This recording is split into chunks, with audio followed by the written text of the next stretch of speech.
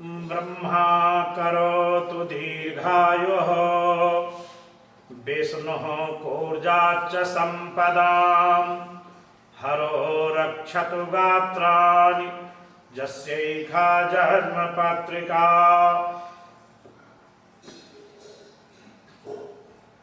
ललाटपट्टे लिखिता विधात्रा षष्ठी दिने अक्षरमालिका च तां जन्मपत्रीं प्रकटीं विधाते दीपो यथा वस्तु धनांधकारे। सज्जनों, जिनकी कुंडली के बारे में मैं फलादेश कर रहा हूं, उस जातक की ब्रह्मा दीर्घायु प्रदान करें। ब्रह्मा करोतु दीर्घायु विष्णु कूर्जाच्च संपदाम। और पालन करता भगवान विष्णु से निवेदन है कि सुख संपत्ति की भरपाई करें, वृद्धि करें, प्रदान करें, सुख संपत्ति की प्राप्ति हो। हरो रक्षतु गात्राणि। और महादेव से प्रार्थना है कि शरीर की रक्षा करें। किसकी रक्षा करें? जस्य इखा जन्म पत्रिका, जस्य ऐसा जन्म पत्रिका, अर्थात जिसकी कुंडली के बारे में मैं फलादेश करने के लिए जा रहा हूं। ललाट पट्टे लिखिता विधात्रा। ललाट पटल पर विधाता के द्वारा जो कुछ भी लिख दिया गया है। कब? षष्ठी दिने अक्षर मालिका च। षष्ठी के दिन, अर्थात जब छठी की पूजन व्यवस्था होती है, पूजा की जाती है, षष्ठी पूजन, षष्ठी देवी का पूजन होता है, उसी दिन ब्रह्मा ललाट पटल में अच्छा या बुरा कुछ लिख देते हैं। ताम जन्म पत्रीम प्रकटिम विधत्ते। ठीक उसी जन्म पत्री को मैं विस्तार पूर्वक वर्णन करने के लिए जा रहा हूं। क्यों? कि दीपो यथा वस्तु धनांधकारे। अंधकार में वस्तुओं की दिखाई नहीं पड़ रही है। वस्तु दृष्टिगोचर के लिए प्रकाश की आवश्यकता होती है। ठीक उसी प्रकार जन्मपत्री के रूप में प्रकाशित व्यवस्था हम करने के लिए जा रहे हैं। इसलिए पूर्वोक्त देवी देवताओं से प्रार्थना है कि शरीर की रक्षा करें, सुख संपत्ति की वृद्धि करें और दीर्घायु प्रदान करें, ताकि जीवन का संपूर्ण सुख भोग कर सके। तो अब आप समझ लें कि आपका जन्म 16/7/1985, डेट ऑफ बर्थ जो है 16/7/1985, जन्म टाइम 12:30 AM और जन्म स्थान पूना। अतः भारतीय स्टैंडर्ड टाइम के अनुसार देशांतर वेलांतर करणोपरांत गणित करने के बाद आपका लग्न मेष हुआ, मेष लग्न हुआ। मेष, जब कभी भी आप जीवन का फलादेश देखें कहीं भी, तो मेष लग्न से आप परिचित हो जाए। आपका लग्न मेष है और राशि आपकी मिथुन है। लग्न स्थान में राहु की उपस्थिति है, जो राहु और केतु वक्री अवस्था में है। शुक्र द्वितीय स्थान में स्वक्षेत्रीय है, बलवान है। और तीसरे पराक्रम और छोटे भाई का घर होता है। इसमें सूर्य और चंद्रमा एक साथ हैं। प्रायः यह योग अनुपलब्ध होता है, लेकिन आपकी कुंडली में बहुत सौभाग्यशाली आप हैं, अतः दोनों की स्थिति एक साथ है। जब हम युति का फलादेश करेंगे, सूर्य और चंद्रमा यदि एक साथ हो तो उसका क्या फल होता है, हम लोग 2 मिनट के बाद विचार करेंगे। और चौथे स्थान में केंद्र में मंगल और बुध की स्थिति है। मंगल अस्त अवस्था में है 0 डिग्री पर और बुध 26 डिग्री पर में है। 26 डिग्री पर चंद्रमा की स्थिति जो है आप देख रहे हैं कि चंद्रमा की स्थिति भी अच्छी है, लेकिन 3 डिग्री पर में है, 3 डिग्री पर। अतः विचार करें कि चंद्रमा 3 डिग्री पर में है। चौथे स्थान में मंगल और बुध की स्थिति है, चौथे स्थान में। पंचम स्थान में कोई ग्रह नहीं है, छठे स्थान में भी कोई ग्रह नहीं है, लेकिन सप्तम स्थान में केतु और शनि है, केतु और शनि है। केतु, शनि और राहु ये वक्री अवस्था में है, वक्री अवस्था में। और 8वें स्थान में कोई नहीं, 9वें स्थान में कोई नहीं, 10वें स्थान में गुरु हैं, 20 डिग्री पर, 20 डिग्री पर गुरु हैं।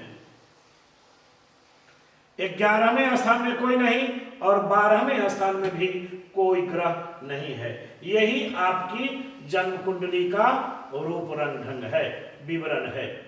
आप याद रखें मेष लग्न और मिथुन राशि।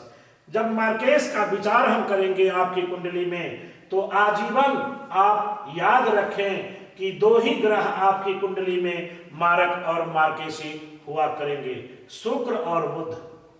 जब कभी भी इनकी महादशा अंतरदशा आपके जीवन में आवे, तो मारक ग्रहों की जो रत्न है, शांति की व्यवस्था है, शुक्र और बुध की व्यवस्था आप अवश्य अपना लेंगे, इनकी शांति अवश्य करें। इसी समय महामृत्युंजय का जप, रुद्राभिषेक, दुर्गार्चना आदि आप अपनाते रहेंगे।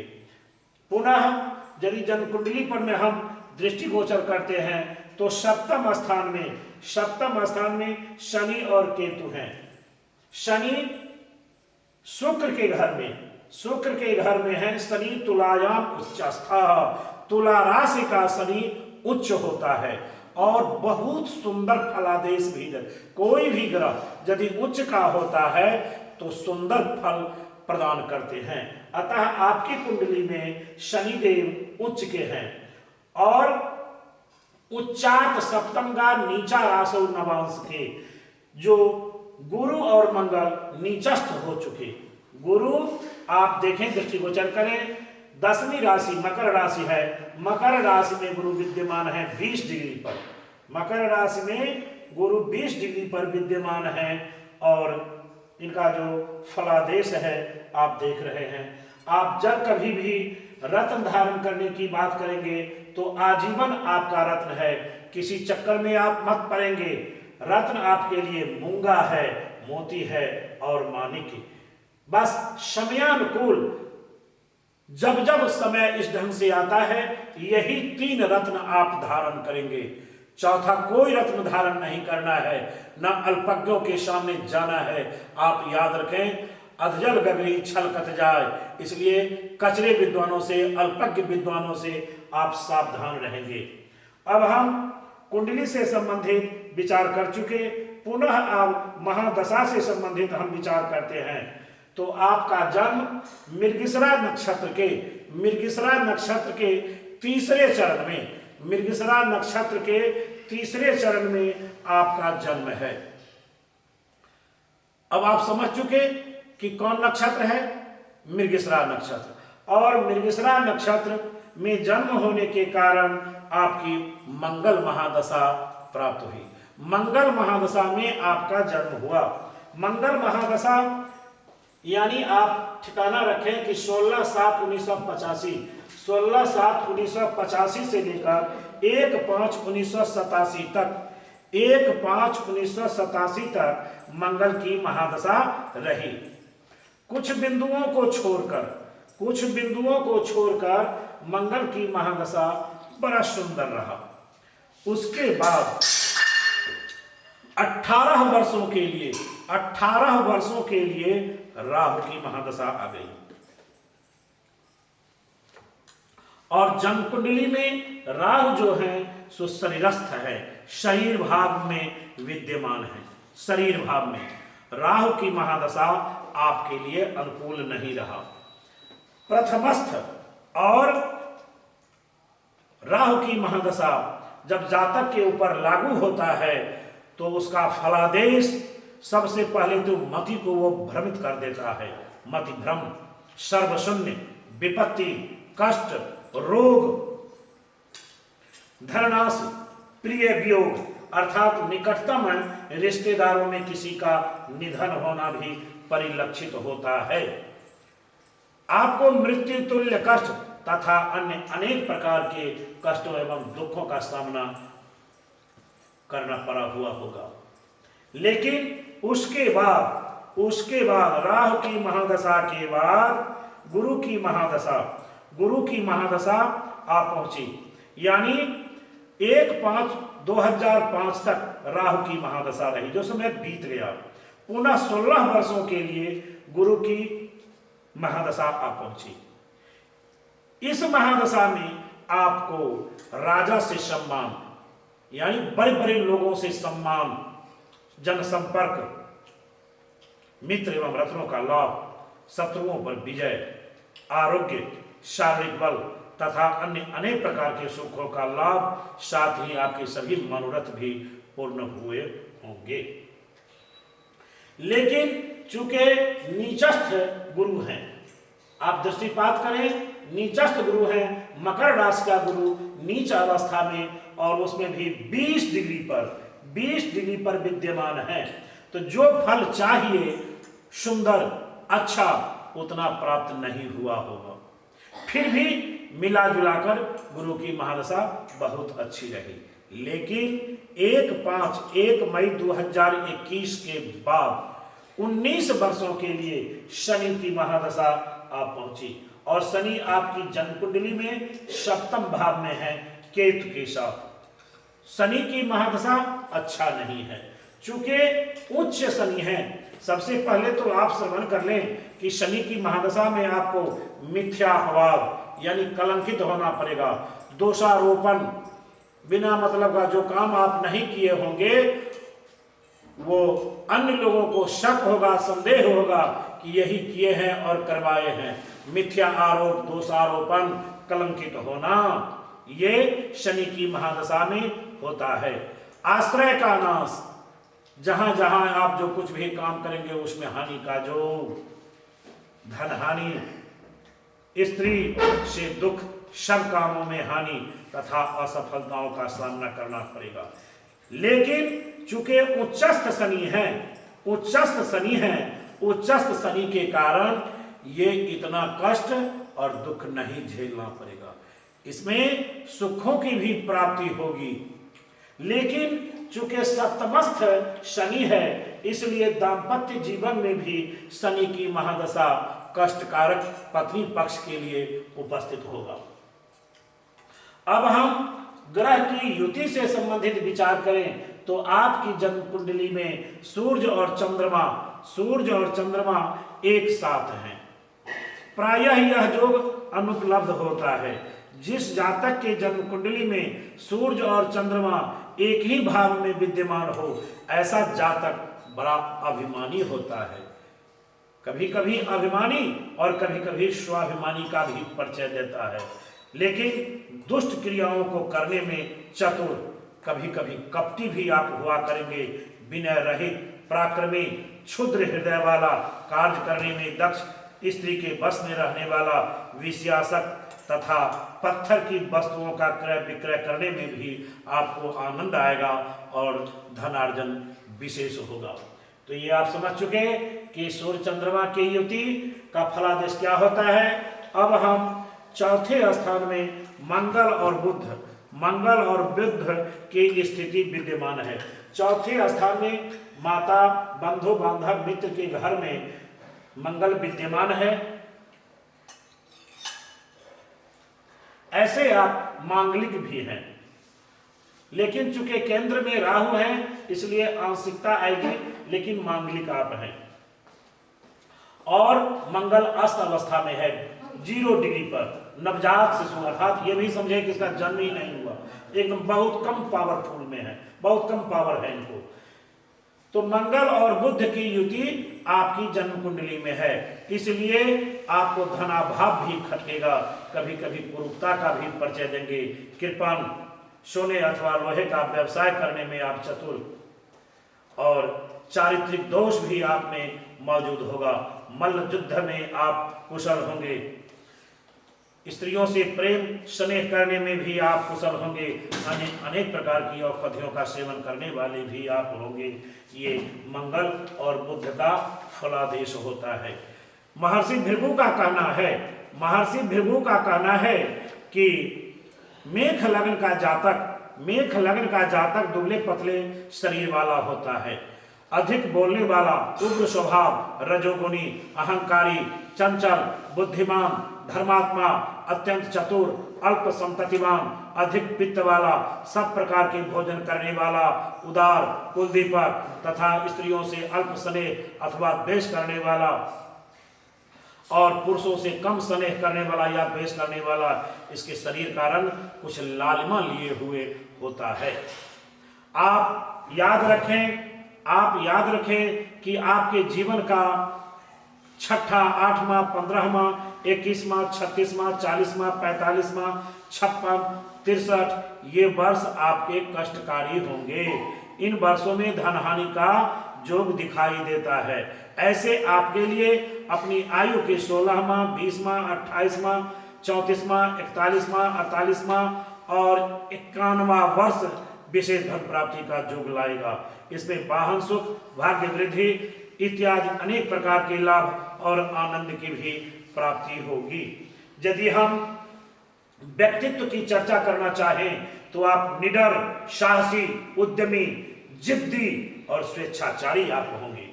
फलदायी व्यवसाय आपके लिए जीवन में कृषि, सेना, पुलिस, राजनीति, अन्वेषण, स्पोर्ट आपके लिए अच्छा रहेगा। रोग की यदि चर्चा करना चाहें तो आंत्र शोथ, रक्त विकार, नेत्र विकार और सिर संबंधी पीड़ाओं का भी सामना करना पड़ेगा। सिर रोग से संबंधित भी आप परेशान रहेंगे। स्वास्थ्य हेतु यदि खराब वर्ष की चर्चा करना चाहें तो 3, 11, 15, 21, 27 और 45वां वर्ष आपके लिए अशुभदायक होगा। जीवन के 16, 18, 22, 28, 32, 33, 36, 45, 46, 54 और 62वां वर्ष बहुत सुखदायी और सुंदर होगा। शुभ अशुभ दिन की यदि चर्चा करना चाहें तो मंगलवार शुभ और शुक्र शनि आपके लिए कष्टकारी होगा। लाभकारी रंग की चर्चा करें तो सफेद, गुलाबी, पीला, नारंगी और कत्थई रंग आपके लिए बहुत सुंदर और माफिक होगा। आप समझ लें कि आपकी जन्म कुंडली में 1, 2, 3 तीसरे स्थान में सूर्य की स्थिति है। सूर्य की स्थिति यदि तीसरे स्थान में हो, पराक्रम, सहग के स्थान में यदि सूर्य हो तो महर्षि भृगु का कहना है कि ऐसे जातक के लिए तीसरे पराक्रम के स्थान में अपने मित्र बुध की राशि पर बैठा हुआ सूर्य, आप ध्यान दें कि यहाँ तीसरी राशि मिथुन है। तीसरी राशि मिथुन है और सूर्य 21 डिग्री पर विद्यमान है। 29 डिग्री पर ये सूर्य विद्यमान है। अतः आप भाग्यशाली, धर्मात्मा, दानी, तीर्थ यात्रा करने वाले आप होंगे। अपनी बुद्धि तथा पराक्रम के योग्य से भाग्य की वृद्धि आप करेंगे। साथ ही ईश्वराराधन, धर्म पालन आदि शुभ कार्यों को भी आप करते रहेंगे। तीसरे स्थान पर गर्म स्वभाव वाला ग्रह बैठा हुआ है, अतः अत्यधिक शक्तिशाली आप होंगे। अतः सूर्य आपको अत्यंत प्रभावशाली व्यक्ति बनाएगा तथा अपनी वाणी में भी आप तेजी लाएंगे। तीसरा स्थान भाई का भी होता है, भाई माने छोटे भाई का, अतः जातक को अर्थात आपको अपने भाइयों एवं संतान से सुख की भी प्राप्ति होगी। ये आप समझ चुके सूर्य का फलादेश। और चंद्रमा भी तीर्थयास्त है, चंद्रमा और सूर्य एक साथ है, अतः तीसरे भाई एवं पराक्रम के स्थान में अपने मित्र बुध की मिथुन राशि पर स्थित चंद्रमा के प्रभाव से आपको भाई बहनों का सुख प्राप्त होगा तथा पराक्रम में भी वृद्धि होगी। चंद्रमा की ऐसी स्थिति के कारण आपको मानसिक शक्ति प्रबल होगी, भूमि, मकान आदि का सुख भी प्राप्त होगा तथा आनंदमय जीवन बिताएंगे आप। अपने स्थान से अर्थात जहां से चंद्रमा बैठे हुए हैं वहां से 7वीं दृष्टि अपने मित्र गुरु की धनु राशि पर पड़ने के कारण भाग्य, धर्म तथा विद्या के 9वें स्थान को भी देख रहे हैं। इसके प्रभाव से आपको भाग्यवान, धर्मात्मा, विद्वान, दानी तथा उदार स्वभाव का बनाएंगे ये लोग। और सुनिश्चित पूर्वक आप समझ लें, कुल मिलाकर हम ऐसा कह सकते हैं कि ऐसी चंद्र स्थिति वाला जातक सौभाग्यशाली, विद्वान, धनी, धर्मात्मा, मनोबल संपन्न तथा यशस्वी होता है। अतः जीवन में सफलताएं प्राप्त करते रहेंगे। ये चंद्रमा का फलादेश है। और चूंकि मंगल चौथे स्थान में है 0 डिग्री पर, चौथे स्थान में 0 डिग्री पर मंगल है, जो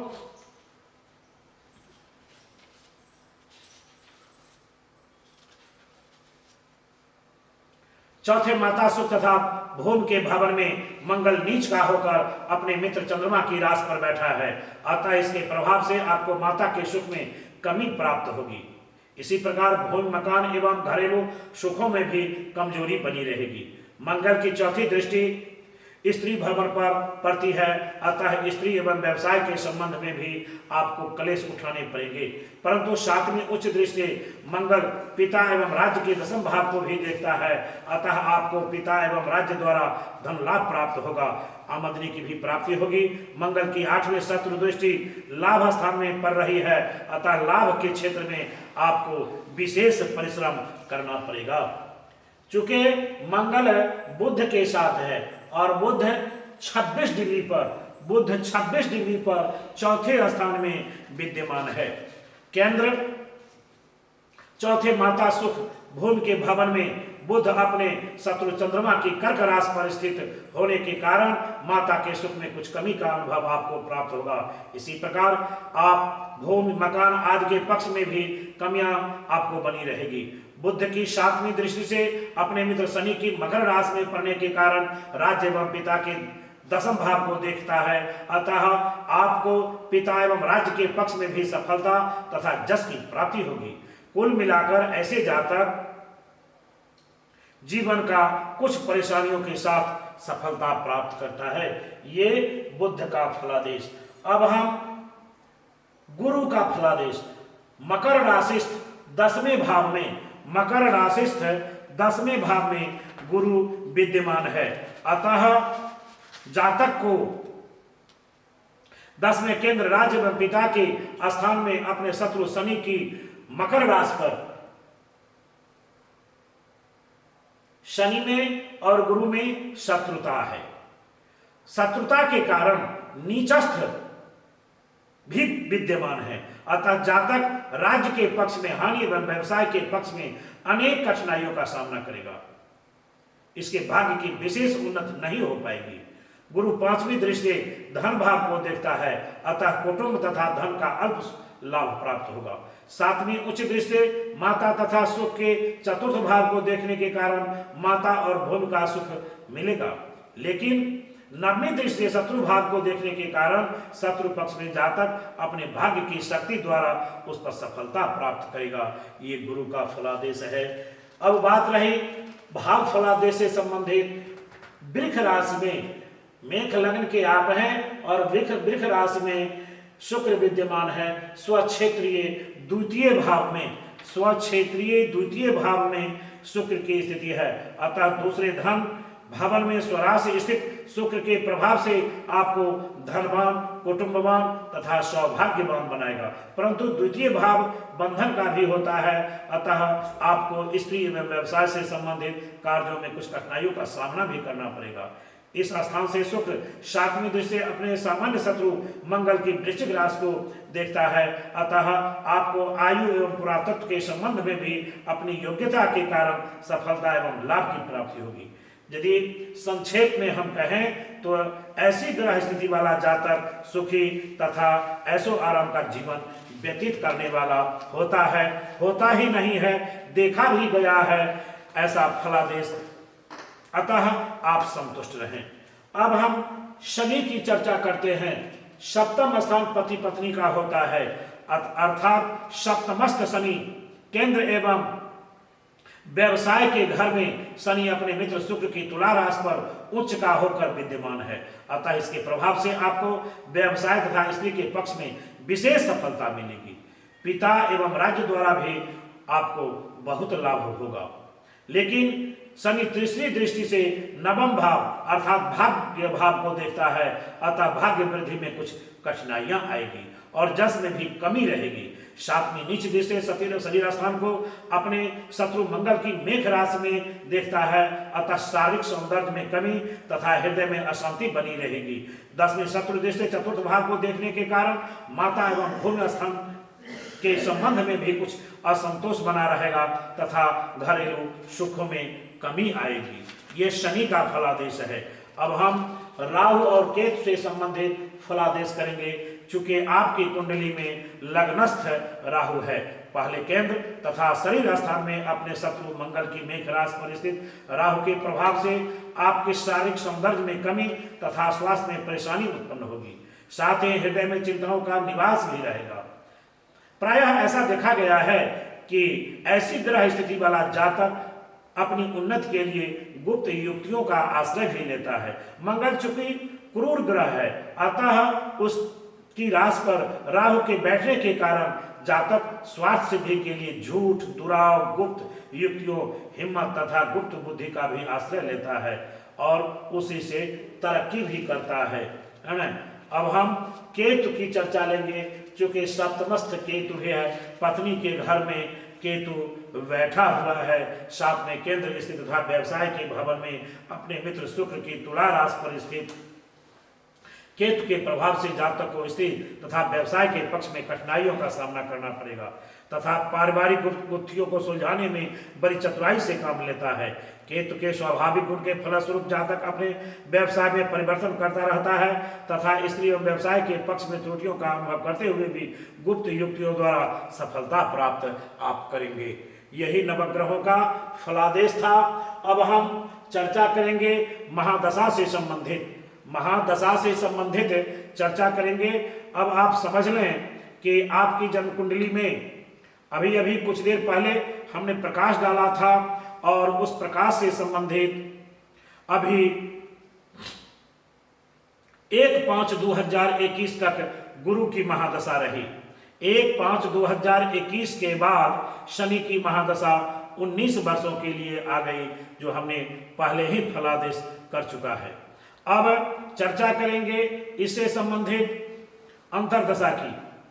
तो अंतरदशा आप समझ लें कि शनि की महादशा में जब शनि की अंतरदशा आती है तो आपको क्या क्या होगा, इसका फलादेश आप समझें और इसका डेट भी, यानी 4/5/2024 तक 4/5/2024 तक शनि की महादशा में शनि की अंतरदशा रहेगी, जो आपके लिए बहुत सुंदर नहीं है, बहुत सुंदर नहीं है। शनि की महादशा में शनि की अंतरदशा जब आती है तो जातक को शरीर में पीड़ा और पारिवारिक कलह, स्त्री के कारण बुद्धि का नाश, विदेश गमन तथा अन्य अनेक प्रकार के कष्ट भी भुगतने पड़ते हैं, जो अनुकूल सा दिखाई नहीं दे रहा है।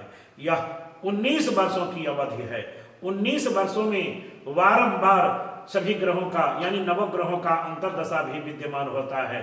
तो अब आप शनि की महादशा में शनि की अंतरदशा का फलादेश श्रवण कर चुके। अब शनि की महादशा में बुध की अंतरदशा, शनि की महादशा में बुध की अंतरदशा यानी 13/1/2027 तक 13/1/2027 तक शनि की महादशा में बुध की अंतरदशा यानी 2 वर्ष 8 महीना 9 दिन 2 वर्ष 8 महीना 9 दिन के लिए बुध की अंतरदशा आ रही है। यह समय कुल मिलाकर बड़ा अच्छा रहेगा। इसमें विजय, सफलता, जश, सम्मान, सुख, सौभाग्य, मित्रों का लाभ तथा भूमि एवं धन की भी प्राप्ति का योग दिखाई दे रहा है, जो आप पर लागू होगा। लेकिन इसके बाद केतु की अंतरदशा आ रही है।